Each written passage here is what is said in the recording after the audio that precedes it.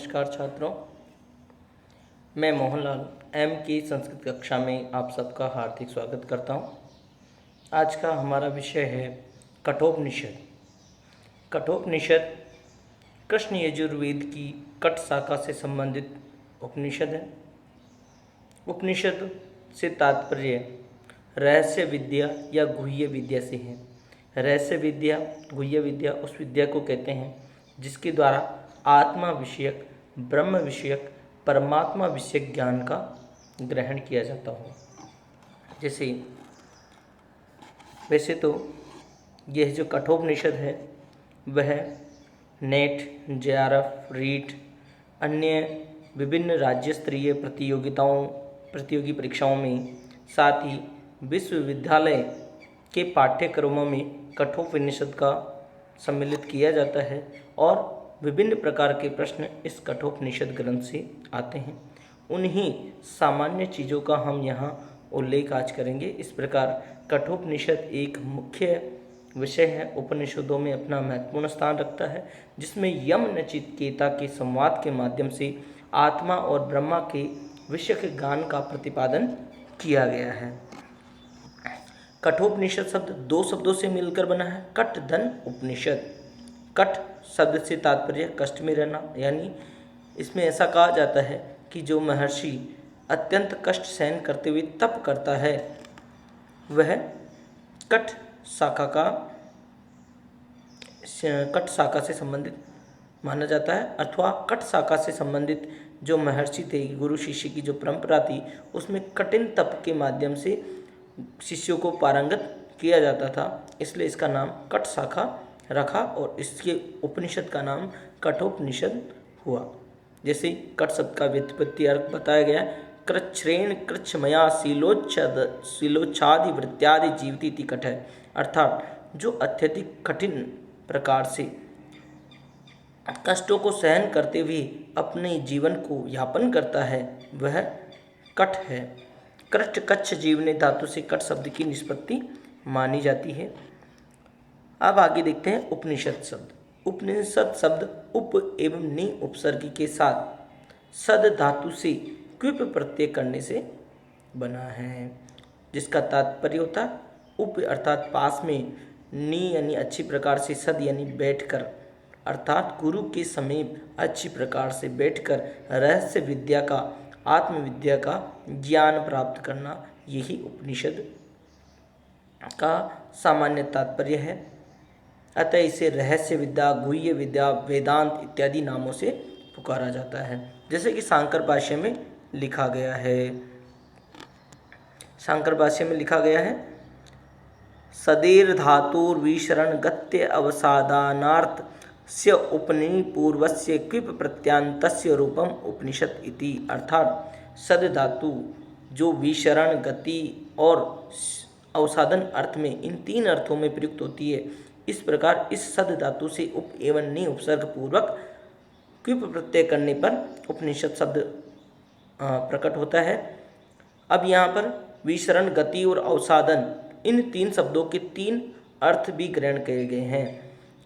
विशरण अर्थात नाश होना, अर्थात उपनिषदों के अध्ययन से विद्या का प्रकाशन होता है और इस विद्या के प्रकाशन से अविद्या का नाश होता है और प्रत्यक्ष अप्रत्यक्ष रूप से किए गए विभिन्न प्रकार के पाप कर्मों का शमन होता है। इस प्रकार यहाँ विसरण से तात्पर्य विभिन्न पाप कर्म और अविद्या के नाश से है। दूसरा है गति। गति अर्थात प्रगति करना।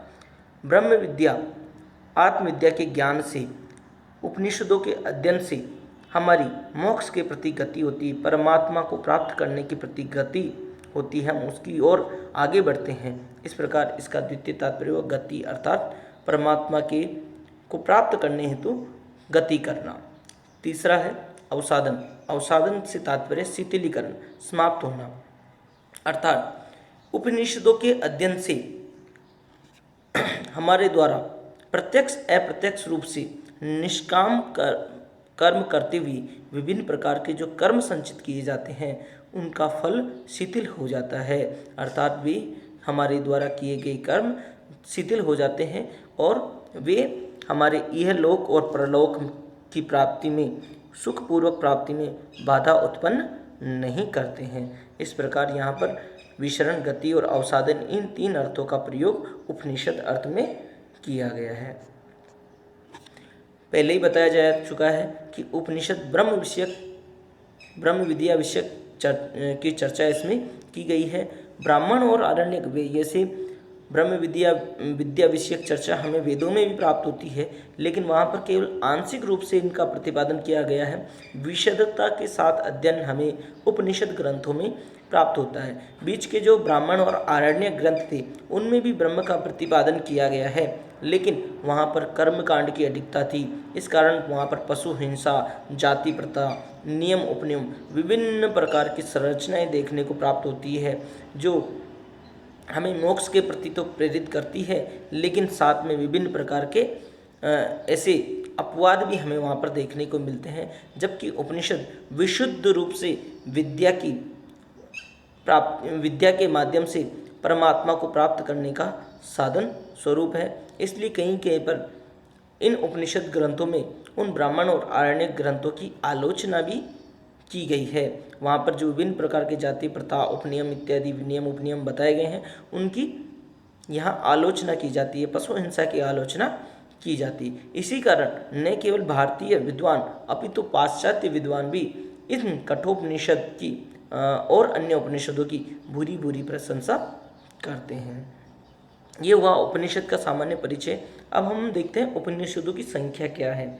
तो प्राचीन परंपरा के अनुसार 1180 उपनिषद माने गए हैं, जिसमें ऋग्वेद के 21 उपनिषद आते हैं, यजुर्वेद के 109, सामवेद को 1000 और अथर्ववेद के 50 उपनिषद माने जाते हैं। लेकिन ये केवल काल्पनिक है या वास्तव में ऐसा है, ऐसा ज्ञान पूर्णतः नहीं है। जबकि मुक्तिकोपनिषद में 108 उपनिषदों की संख्या बताई गई है और उनका सबका नाम भी यहाँ उल्लेख किया गया है। लेकिन मुख्यतः जो 10 उपनिषद ही प्रामाणिक माने जाते हैं, जो निम्नानुसार है। ईस्केन कट प्रश्न मुंड मांडुक्य तितिरेय एतेरम च छांदोग्यम बृहद आरण्यकम तथा। कुछ विद्वान इन 10 उपनिषदों के अतिरिक्त 12 उपनिषद भी मानते हैं। उनमें 11वां उपनिषद श्वेताश्वेतरोपनिषद और कौशितकी उपनिषद, ये 2 पृथक से माने जाते हैं, जिनकी दृष्टि में 12 उपनिषद मुख्य प्रामाणिक है। अन्यथा अधिकतर विद्वानों ने इन 10 उपनिषदों को ही प्रामाणिक रूप से स्वीकार किया है।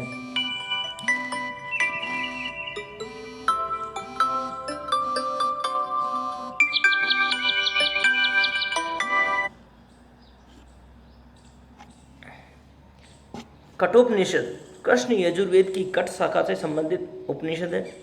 इसके रचयिता कोई एक व्यक्ति या एक महर्षि नहीं है, अपितु कट शाखा में जो पढ़े जो शिष्य परंपरा हुई, उनका संपूर्ण संप्रदाय इस उपनिषद का रचयिता माना जाता है।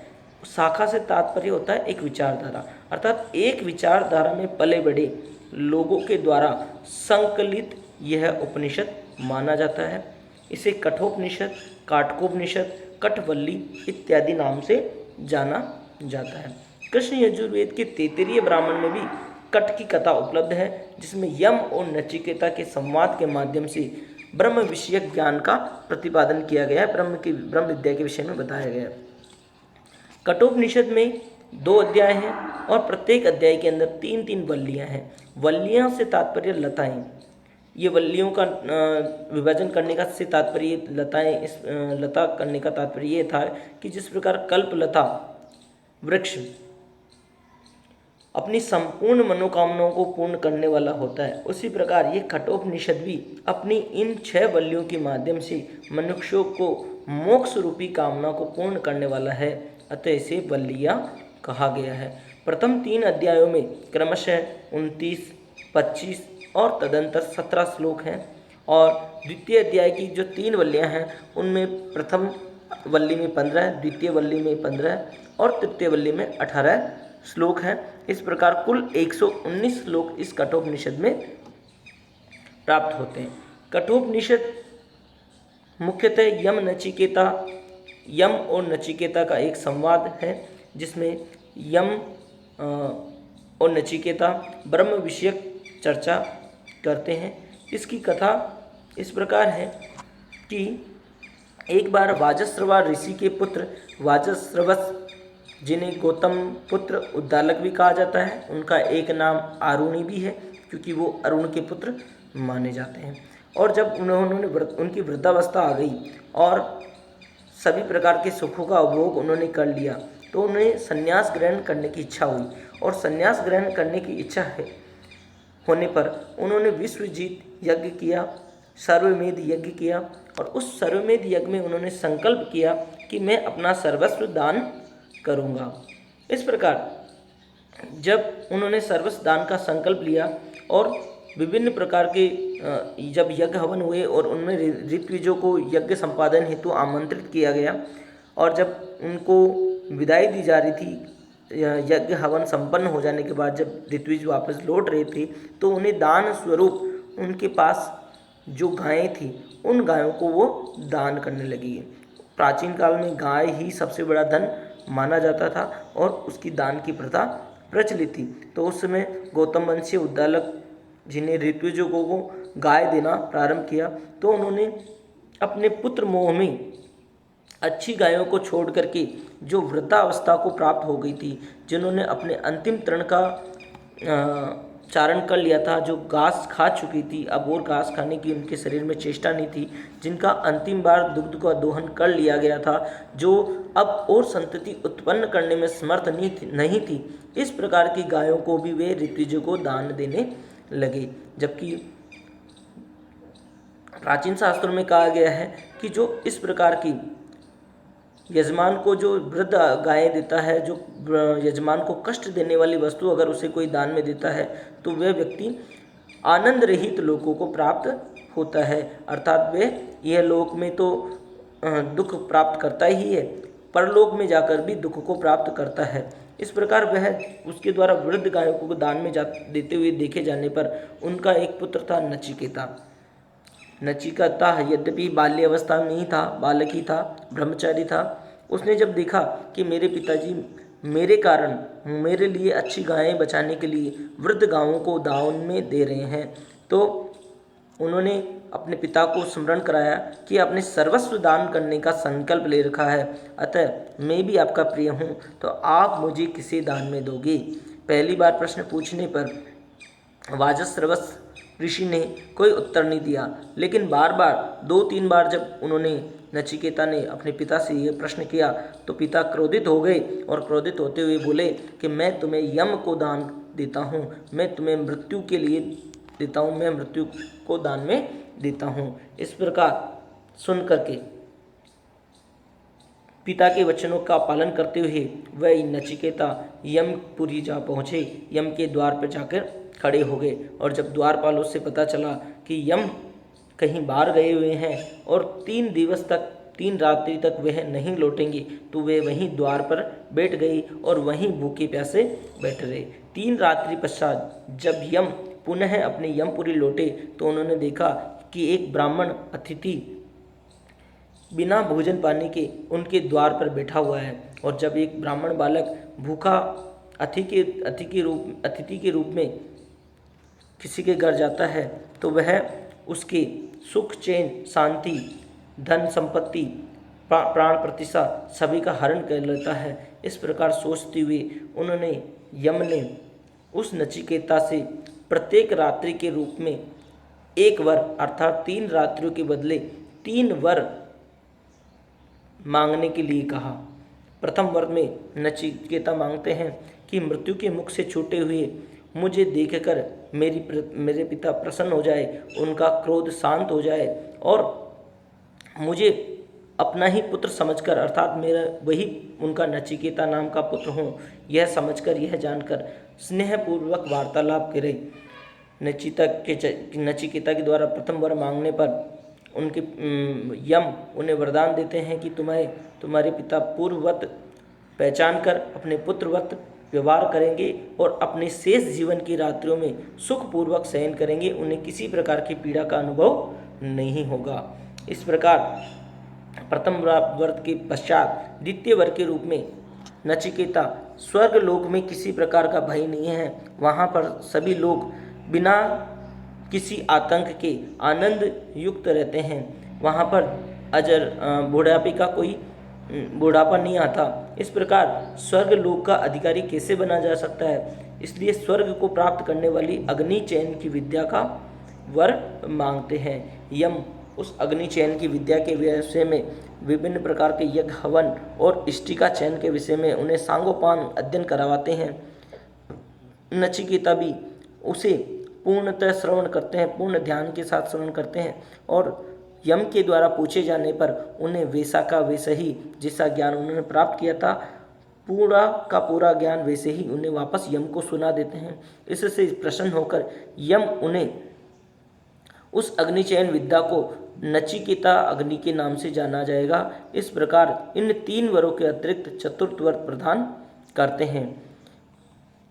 इस प्रकार यम के द्वारा नचिकेता के द्वारा 2 वर मांग लेने पर तृतीय वर के रूप में नचिकेता यह कहते हैं कि मनुष्य के मर जाने के बाद बहुत सारे लोग कहते हैं कि आत्मा रहता है, कोई कहता है आत्मा नहीं रहता है। इसमें जो संशय का निवारण कैसे किया जा सकता है? इसलिए हे यम राज, आप मुझे मेरे इस संशय का निवारण करें कि मृत्यु के बाद में शरीर का क्या होता है, आत्मा का क्या होता है।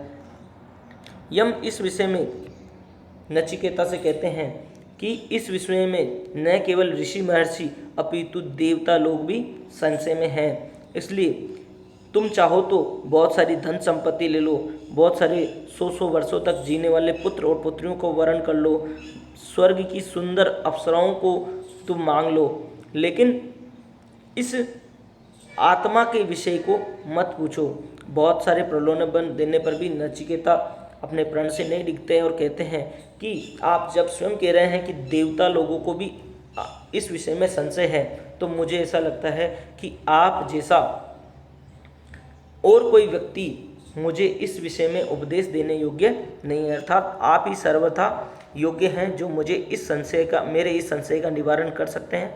अतः आपके द्वारा दिए गए सभी प्रलोभनों का मैं त्याग करता हूं और कृपया मुझे आप इस आत्मविद्या का ज्ञान प्राप्त करावें, मुझे इसके बारे में उपदेश दें। तदंतर यम उस नचिकेता के प्रण से प्रसन्न होकर उन्हें आत्मविद्या के विषय में कथन करने लगते हैं।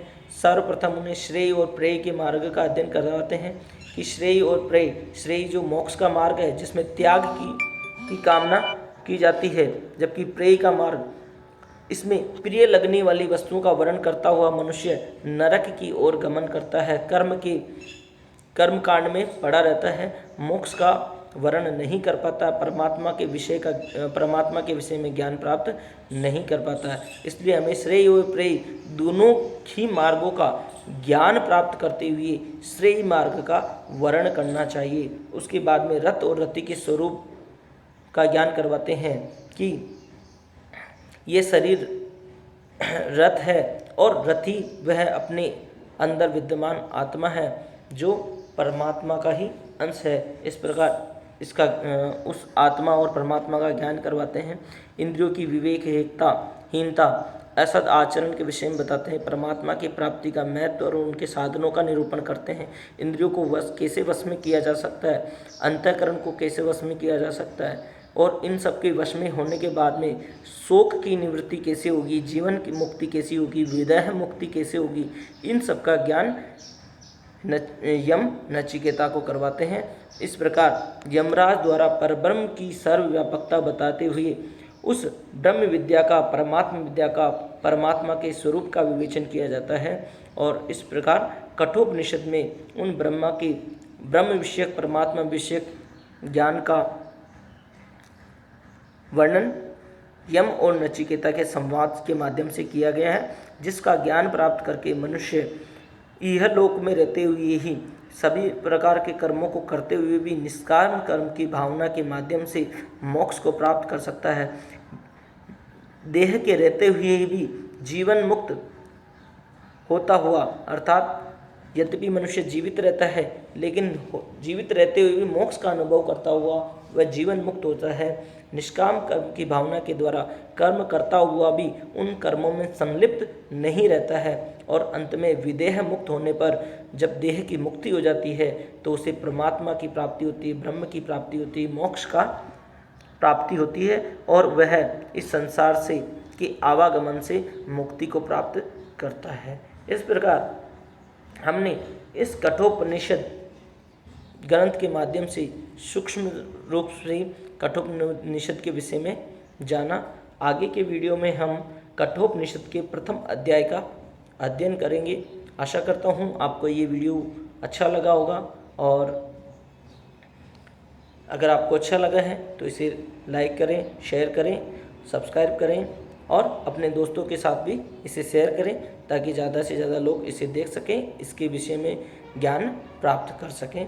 इसी के साथ धन्यवाद।